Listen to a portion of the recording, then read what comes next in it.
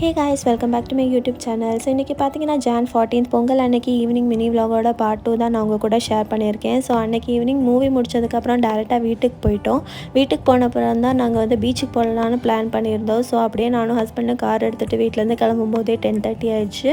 So beach reach ஆனோடனே almost 11:30 ஆயிடுச்சு. நாங்கள் பெசநகர் பீச் தான் போயிருந்தோம். அங்கே க்ரௌடே இல்லாமல் இருந்துச்சு. ஆல்மோஸ்ட் எல்லாமே காலியாக தான் இருந்தது.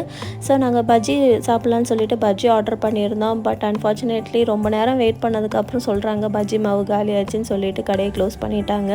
ஸோ அதுக்கப்புறம் நாங்கள் குட்டி குட்டி கேம்ஸ்லாம் இருக்கும்ல, இந்த பவுல் போட்டு விளையாடுறது அந்த மாதிரி கேம்ஸ்லாம் விளையாடிட்டு இருந்தோம். அதுலேருந்து குட்டி குட்டியாக கிஃப்ட்லாம் கொடுத்தாங்க.